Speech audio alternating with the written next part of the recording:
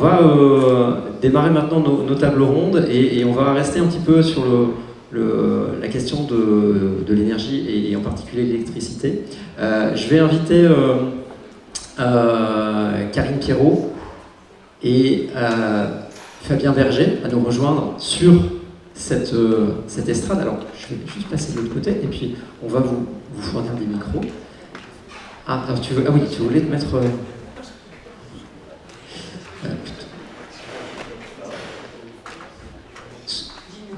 Alors, je propose que Fabien se mette là, et que tu sois ici. Moi, je vais me mettre là.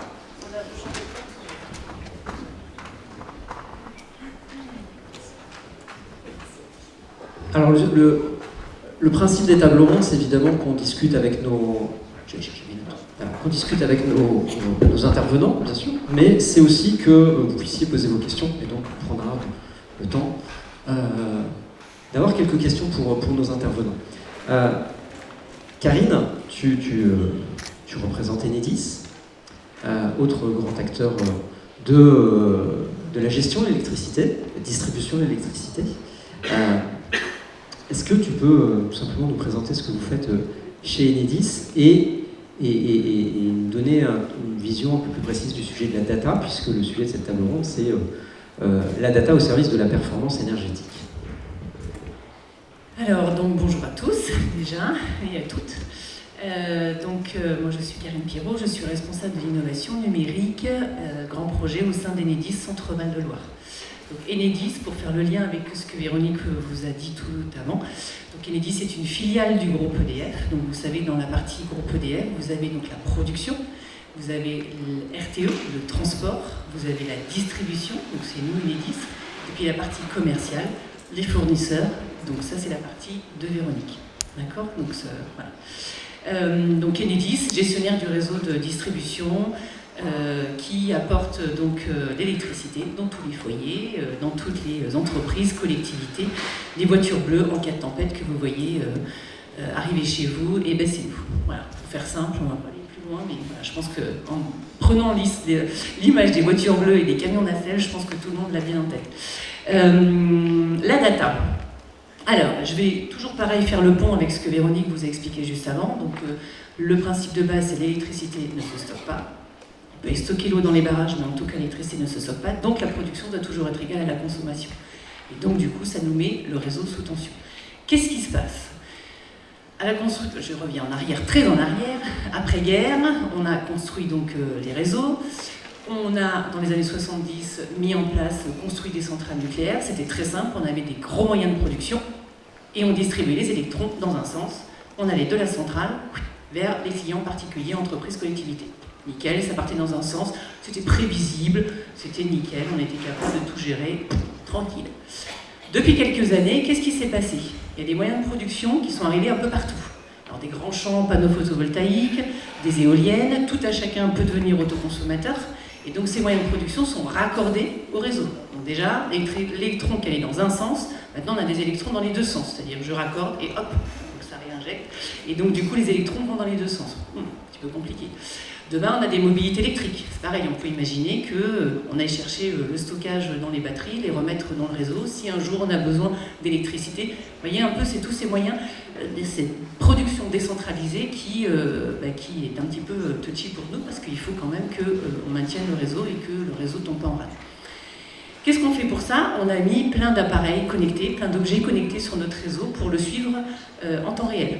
D'accord ? Donc on a une agence de conduite, par exemple, qui est à côté de Orléans, qui suit en temps réel. Donc imaginez décharger des conseillers qui ont 6 écrans devant eux et qui suivent en temps réel le réseau, qui sont capables de détecter à distance. Enfin, à distance, on a des alertes pour savoir si il y a quelque chose qui se passe sur le réseau et qui réinjecte ou qui réenclenche à distance. Donc c'est complètement transparent pour vous et qui permet de faire la différence entre j'ai un pigeon qui s'est pris dans les fils ou une branche d'arbre qui est tombée à il y a un problème parce que là il y a vraiment un arbre qui est tombé sur le réseau et il faut que j'envoie un technicien.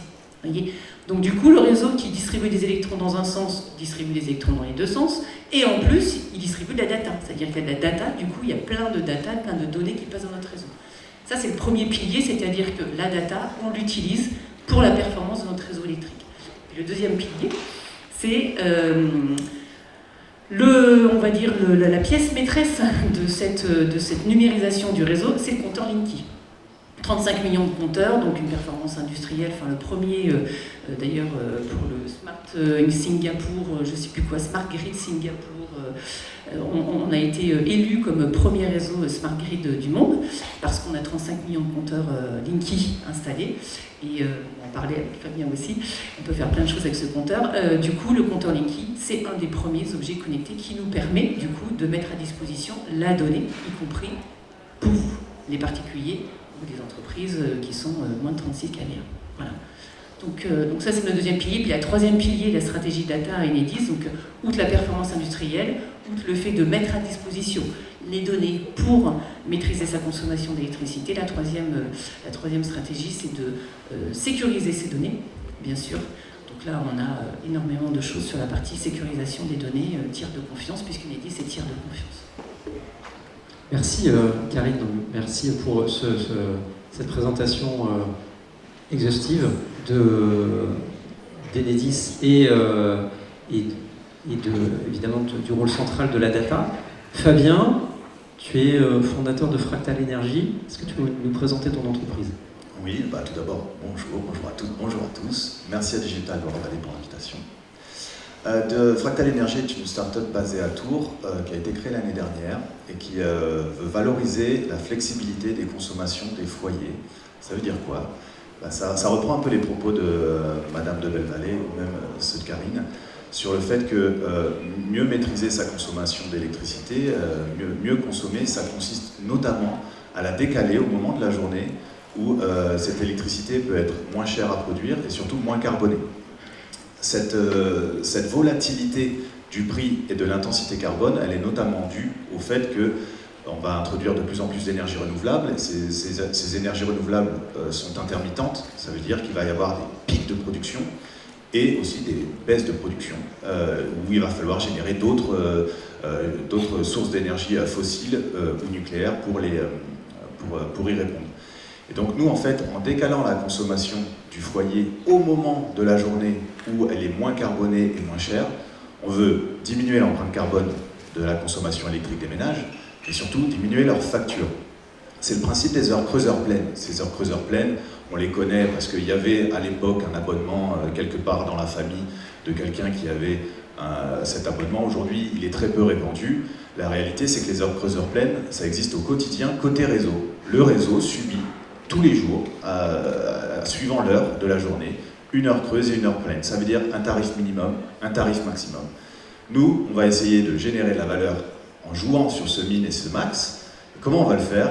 On va le faire, et là ça va choquer un peu tout le monde, on va le faire en stockant de l'électricité. Mais c'est pas comme si ça faisait 2 fois qu'on vous disait qu'on ne peut pas stocker l'électricité. Si, on peut la stocker, ça dépend de l'échelle, évidemment. Sinon il n'y aurait pas de voiture électrique, il n'y aurait pas de téléphone portable. Nous, ce qu'on propose, c'est une box, on l'appelle la Flexbox, une box de flexibilité, qui est composée d'une batterie qu'on va brancher directement sur une prise murale de votre foyer, et qui va automatiquement, en fait, servir de réservoir pour capter de l'électricité moins chère et moins carbonée à n'importe quelle heure, que vous soyez là ou pas, de manière totalement autonome, et effacer tout ou partie de votre consommation aux heures où cette électricité est chère et carbonée. C'est ce principe de réserve, en fait, qui vient automatiser la contribution de chacun sur comment moins solliciter le réseau. C'est vraiment le principe de décaler sa consommation. On a besoin de la décaler quand le réseau est sous tension quelques jours par an. C'est l'objet des outils comme EcoWatt. Mais en fait, tous les jours, on peut faire un petit quelque chose, un petit colibri qui vient prendre sa petite goutte d'eau et la consommer un peu plus tard. Bon, je vais arrêter là la comparaison. Mais en gros, nous, on développe une technologie qui permet ce stockage de manière simplifiée et surtout l'agrégation de centaines de milliers de box pour avoir une véritable influence sur le réseau, et donc le soulager ou au contraire l'optimiser. Et on travaille du coup très étroitement avec Enedis, notamment puisqu'on est en interface avec leur technologie qui est le compteur Linky. Et on travaille aussi avec les opérateurs responsables de l'équilibre, on a cité RTE, mais aussi les énergéticiens qui peuvent voir dans le contrôle de la demande, le décalage de la demande, une optimisation de leur propre offre pour nous ménages en fait. Voilà. Merci Fabien, c'est très clair effectivement. Donc on comprend bien que c'est un travail de complémentarité en fait avec ce que fait Enedis et ce que tu développes chez Fractal. Comment justement se construit cette complémentarité? J'imagine qu'à un moment donné il faut des rapprochements. Vous n'êtes pas tout à fait de la même échelle, hein. On a une grande entreprise d'un côté, on a une jeune start-up de l'autre. Comment on assure la réussite de cette interface? Comment on connecte, sans mauvais jeu de mots, vos deux technologies? Déjà, on part du problème. Moi, j'avais besoin de data pour piloter mes box, piloter ma plateforme. J'avais besoin de connaître la consommation des ménages, qu'elle soit donc soutirée, c'est-à-dire je consomme de l'électricité du réseau, ou injectée, si par exemple j'ai mes panneaux solaires, j'avais besoin de mesurer ça et j'avais besoin de le faire en temps réel. Bon, je me renseigne, comment est-ce possible sans que j'ai besoin de faire intervenir un électricien dans chaque ménage? C'était ça le clé pour démocratiser la technologie. La clé, c'est de vraiment simplifier l'expérience utilisateur. On s'aperçoit qu'il y a des compteurs intelligents, qui plus est, ces compteurs intelligents, aujourd'hui, ils sont déployés à l'échelle européenne. Karine l'a mentionné, en France, on est plutôt bien placé. On a quasiment fini notre déploiement. Ce n'est pas le cas dans tous les pays. On peut même comparer le déploiement à l'Allemagne, où ils sont quasiment à 30% de déploiement, ce qui est très faible. On déploie à l'échelle européenne des compteurs intelligents. Ça passe bien ou pas, hein. Je ne rentre pas dans les polémiques qu'il y a pu avoir, mais la réalité c'est que ces compteurs intelligents aujourd'hui, ils sont là pour permettre à chaque ménage de mieux maîtriser sa consommation. Donc fournir la data, cette data, elle est faite pour l'utilisateur. L'utilisateur, donc le ménage est même propriétaire de sa data, donc tous les enjeux de sécurité, mais aussi de tiers de confiance, Enedis, évidemment, il y répond, enfin tu lui répondras mieux quoi. Et donc on s'est rapproché d'Enedis localement, via les réseaux, notamment Digital Loire Vallée, enfin tous nos réseaux locaux, qui nous ont permis de rentrer en contact avec Karine, et un coup de fil, hein. Bonjour, on a besoin d'un peu de data du compteur, qu'est-ce qu'on peut faire? Et de fil en aiguille, en fait, se construit une relation, on définit le besoin, voilà, je ne sais pas trop comment ça fonctionne, est-ce que vous pouvez m'expliquer? Ça commence par ça. Ensuite, je fais des propositions qui peuvent avoir un impact côté Enedis. Ils vont me dire, bon, on va remonter ça au niveau national. On rencontre des gens au niveau national, on visite le labo Enedis. Voilà, ce sont des petites actions qui font qu'en fait, concrètement, on avance avec le grand groupe. Et c'est pas du tout un partenariat commercial, puisque Enedis n'est pas destiné à être mon client et je suis pas destiné à être un fournisseur. C'est vraiment une collaboration technologique. Et je dirais même le compteur Linky lui-même, il est fait pour ça. Il est fait pour ouvrir un nombre infini d'applications à partir de ce portail qu'est ce compteur. Alors justement, Karine, je me tourne vers toi. Pourquoi Enedis a besoin d'un acteur comme Fractal et sans doute d'autres que je ne connais pas qui viennent se connecter ou ont le projet de le faire sur un Linky? Quel intérêt pour Enedis? Alors, l'intérêt pour Enedis, alors déjà, cette donnée-là, en fait, on l'a. Et ce qui va donner la valeur à cette donnée-là, c'est l'usage. Et l'usage pour la transition énergétique. Et ça, on ne peut pas le faire que nous, tout seuls, parce que déjà, notre rôle à nous vis-à-vis de la Commission de régulation de l'énergie, c'est d'amener et de compter l'énergie qui arrive dans les foyers, en l'occurrence, si on parle du particulier avec Linky. Notre rôle, il s'arrête là. Donc du coup, après, il faut qu'on aille chercher des acteurs qui vont après déployer des solutions d'autoconsommation collective avec du stockage, que je décale, etc., ou plein d'autres choses, qui vont permettre de donner la valeur à cette donnée. Voilà. C'est pour ça qu'on a besoin d'acteurs. Puis on a besoin d'acteurs un peu souples, agiles. On est 38 000. On est une grande entreprise, donc c'est chouette parce que c'est sécurisant, parce qu'on est robuste. Pour autant, pour avancer vite, on a aussi besoin d'acteurs un peu comme des startups qui peuvent avancer beaucoup plus vite que nous, qui peuvent challenger, qui nous challengent aussi, hein, parce que ça fait bouger un peu les lignes. Et donc c'est pour ça qu'on a pour le coup cette complète complémentarité. À la fois dans l'usage que l'on va donner et qu'est-ce que l'on va créer comme valeur avec tout ce que l'on peut apporter nous en tant que grande entreprise, et puis l'agilité, la souplesse, la rapidité, la réactivité pour aller tester tout de suite une solution, avoir tout de suite du feedback utilisateur. Enfin, ça je ne vous le fais pas, vous connaissez ça par cœur, donc voilà, on a vraiment une complémentarité. La souplesse, l'agilité, la réactivité sont des caractéristiques qu'on attribue généralement aux startups. Fabien, c'est quoi ton regard quand tu t'adresses à un grand acteur comme Enedis? C'est un peu, ça peut ressembler un peu à l'Everest par la face nord.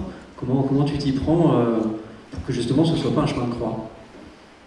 Bah, de toute façon, être en start-up, c'est un chemin de croix, on va pas se mentir, donc, grand groupe ou pas, quoi. Mais donc, non, concernant la relation grand groupe, il y a déjà tous les aspects positifs. Il y a, quand un grand groupe, et qui plus est ici, dans le cadre d'un partenariat technologique et pas strictement commercial, ça apporte de la légitimité au projet. C'est bête, mais jusqu'à ce qu'une personne vous dise « ouais, c'est intéressant votre truc », au départ, on est un peu tout seul dans notre tête quand même. Donc, quand un grand groupe nous dit « oui, votre truc, non seulement c'est intéressant, mais en plus, nous, on y travaille depuis quelques temps, on n'avait pas identifié d'acteurs comme vous, là, on est content, on va travailler avec vous », ça rassure, déjà. Le deuxième point, c'est que ça crédibilise le porteur de projet, mais ça crédibilise aussi l'entreprise au vu de l'extérieur. Afficher des partenariats en cours, ça peut nous aider, nous aussi, à vendre nos services auprès de nos clients. Mais là encore, c'est pas un produit qui est fait dans un garage, il y a un écosystème technologique avec des partenaires que vous connaissez. Vous connaissez peut-être pas Fractal, vous connaissez Enedis. Ensuite, bon, il n'y a pas que des avantages. Nous, en effet, on a une sorte de timing hyper rapide. Moi, dans un mois, bon, techniquement, dans un mois, je ne sais pas où je suis. Donc, si dans une semaine, je n'ai pas de réponse, je me sens seul, quoi. Bon, bah, c'est pas du tout le timing, c'est pas la timeline des grands groupes. Donc, bon, il faut s'adapter, il faut savoir aussi inclure cette timeline grand groupe dans nos projets à nous, et être capable d'avancer sans eux en les attendant. Et dès qu'ils sont là, présents, avec leur comité d'administration, de tout ça, ils reviennent avec une contribution qui nous fait avancer. Voilà, à peu près, je dirais la seule difficulté, c'est vraiment cette notion du temps long et du temps court, très court, haute fréquence côté start-up qu'il faut gérer, quoi. Merci Fabien. Je me tourne vers la salle. Est-ce qu'il y a des questions? Est-ce que vous avez des questions pour Fabien ou Karine? Donc la question c'est est-ce que je commercialise ou pas ma solution? Donc on est en plein développement technologique, commercialisation prévue 2023, et on est en pleine levée de fonds, donc on recherche en permanence des investisseurs. Sachant qu'on est lauréat du concours iLab, enfin, on a un vrai soutien de toutes les institutions françaises publiques là-dessus. On est sur un sujet, on a créé la boîte avant la crise énergétique, mais encore une fois, on est porté aussi par les événements qui sensibilisent en fait tout à chacun sur nos enjeux qu'on porte en interne. Et donc voilà, rendez-vous en 2023 pour avoir la première Flexbox. Une question. Oui.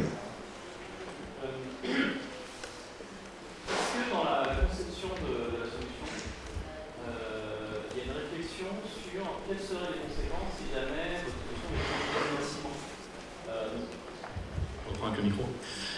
Donc, dans la conception de votre solution, est-ce qu'il y a une réflexion sur qu'est-ce que ça voudrait dire si c'était déployé massivement, c'est-à-dire que chaque foyer ait sa batterie chez soi, et en termes de ressources naturelles, qui a un impact justement sur l'aspect gestion des ressources, responsabilité et autres.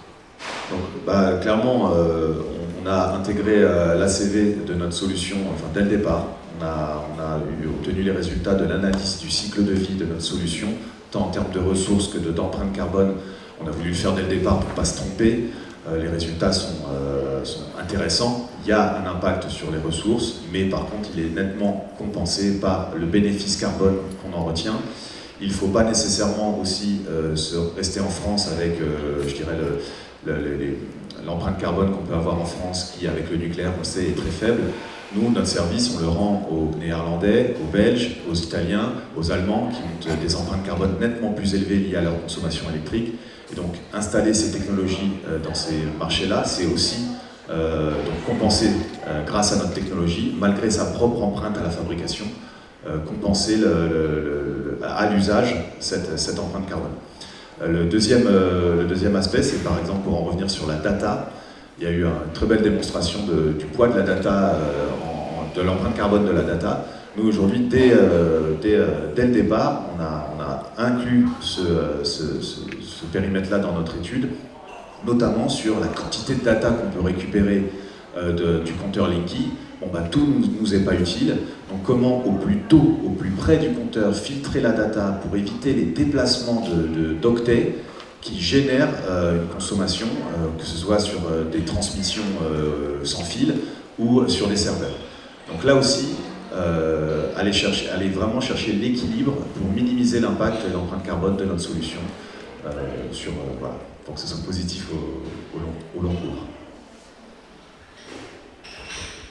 Est-ce qu'il y a une autre question? J'ai une question pour toi, Fabien. On n'a pas parlé de chiffres réels sur les économies attendues. Pourtant, je pense que ça intéresse beaucoup de monde. Est-ce que vous avez des projections sur le niveau d'économie qu'on peut faire? Donc sans surprise, ce niveau d'économie va dépendre de là où vous êtes en Europe. Pourquoi? Parce que là encore, en France, on est un peu protégé. On a le kilowattheure le moins cher d'Europe, et de loin. C'est-à-dire que les Allemands, c'était 2 fois le prix avant la crise, maintenant c'est 3 fois le prix. Il y a des marchés comme ça, à nos frontières, hein, Italie, Belgique, Allemagne, je ne parle même pas de l'Angleterre, ils sont nettement plus exposés que les ménages français au coût de l'électricité. Donc clairement, ma technologie qui consiste à déplacer au moment où c'est le moins cher de la journée pour éviter d'avoir à consommer où c'est le plus cher, ça rapporte beaucoup plus dans ces pays-là qu'en France où finalement la volatilité va être moins importante. Pour donner des chiffres du côté de ces marchés-là, une box peut rapporter jusqu'à 150 € par an d'économie. Il y a 2 manières de faire des économies dans notre modèle. Soit on les fait directement en faisant des économies liées à sa propre autoproduction, c'est-à-dire que je consomme ma propre production, je la stocke et je la réutilise plus tard. Et donc c'est autant d'électricité que je n'ai pas à payer ici du réseau. Mais il y a une autre manière, si par exemple, vous comme moi, vous habitez dans un appartement sans panneaux solaires, vous pouvez quand même générer cette valeur en générant ce qu'on appelle nous des cashbacks, c'est-à-dire que vous vendez votre flexibilité côté réseau, et le réseau, à travers différents mécanismes qui existent déjà à l'échelle industrielle, mais que nous on est en train d'appliquer de manière agrégée au foyer, eh bien, vous pouvez valoriser cette flexibilité, récupérer du cash, et dans les 2 cas, en fait, que ce soit de l'économie directe ou des cashbacks indirects, vous pouvez générer dans certaines zones d'Europe jusqu'à 150 € d'économie par box. Karine, pour conclure, travailler avec une start-up, c'est quelque chose d'assez nouveau. Il faut, on l'a dit, se retrouver chacun au milieu du chemin. Qu'est-ce que ça demande en interne comme changement, comme transformation? Parce que tu travailles sur ce sujet, mais tu n'es évidemment pas seul à le faire. C'est quoi l'ampleur d'une coopération comme celle-là? C'est quoi les changements induits en interne? Alors, je ne sais pas si les startups peuvent changer l'interne d'Enedis, c'est quand même une culture très forte. Pour autant, on y va par étapes, j'allais dire. On essaie. Ce week-end, typiquement, on était partenaire du hackathon de l'Armée de l'air et de l'espace sur le domaine RH, puisque vous savez qu'ils vont faire un gros pôle RH là sur la base, Ariel de Tours. Moi, j'ai invité des collègues à participer, et c'est en essaimant comme ça qu'on arrive à faire grandir déjà nos collègues pour voir un petit peu que en 48 heures, on peut déjà, à partir du moment où on se focus sur une problématique, on peut en sortir une solution assez rapidement à pitcher et puis derrière à développer. Donc déjà, c'est une première chose. On fait venir du coup nos startups dans les équipes et on essaie de faire bouger à la fois notre DSI nationale et à l'interne, on a des collègues. Moi, j'ai recruté 2 personnes là, qui sont dans le domaine Big Data, intelligence artificielle, et donc qui savent parler aux collègues de la DSI pour expliquer et traduire en fait les besoins de nos startups vis-à-vis de la DSI. Voilà, ça c'est important. Donc c'est comme ça aussi qu'on fait bouger les choses en fait. Et nous en région, on n'était pas forcément, on n'avait pas encore forcément beaucoup investi ce domaine-là. Et ce qu'on va faire, c'est qu'on va faire un truc qui a été fait en 2020 à Paris, avant que j'arrive à Enedis. C'était un data challenge. Et moi, j'aimerais bien qu'on mette ça en place, c'est-à-dire qu'en gros, on a de plus en plus nos data. Pour l'instant, elles étaient quand même assez, on a un site open data. Je vais y arriver. On a un site open data, mais qui fait beaucoup de visualisation et plutôt de la donnée agrégée. De plus en plus, on va sur de la donnée ouverte par rapport à ce que je disais tout à l'heure, c'est-à-dire qu'on a de la donnée et la création de valeur, elle va se faire à l'extérieur de l'entreprise, puisque nous, notre rôle, c'est de donner de la donnée Et après, derrière, c'est aux équipes externes, start-up, PME innovantes, etc., de s'en saisir. Et donc, en 2020, donc j'arrive, des équipes nationales ont lancé un data challenge. Ils ont fait venir en fait des PME innovantes comme ça, des start-up, et ils leur ont donné à disposition de la donnée beaucoup plus détaillée. On peut aller jusqu'à la seconde, en effet, sur le compteur Linky. Donc, bien sûr, tout ça, c'est un petit peu encadré. Et l'idée, c'est de dire pendant, alors ça restera à construire, pourquoi pas, mais d'inviter tous les personnes qui pourraient être potentiellement intéressées par cette data pour créer des services ou pour alimenter déjà des solutions qui sont un petit peu en réflexion, et de pendant, je sais pas, sous forme d'hackathon ou autre, 48 heures, mettre à disposition les données et du coup ça vous regarder ce qu'on peut en faire, quoi. Voilà. Donc voilà, et ça c'est vrai que ça permet à l'interne, ça donne, alors pour le coup ça donne du sens aussi à l'interne, c'est de se dire que tout ce que l'on fait de bien dans nos métiers, donc nos métiers c'est quand même le cœur du réseau, c'est aussi, ça a un sens au bout du bout. Il y a déjà alimenter le client dans de bonnes conditions et faire en sorte qu'on n'ait pas de coupure d'électricité, comme dans certains pays du monde. Ça, c'est la première chose. Mais après, c'est en plus, tout ce que l'on peut récupérer comme data et mettre à disposition, on s'en sert pour créer de la valeur. Et alors, créer de la valeur pour la transition écologique. Et ça, c'est quand même juste notre besoin premier à tous, si je puis dire, sur cette planète. Donc ça donne du sens aussi en interne. Voilà. Ben, c'est noté. On travaillera sans doute ensemble, Digital Relay et Enedis, sur ce sujet de la data en région Centre-Val de Loire. Je rappelle qu'Enedis est partenaire, soutien, administrateur de Digital Relay. On est très heureux aussi de vous avoir. Merci Karine, merci Fabien, on peut les applaudir.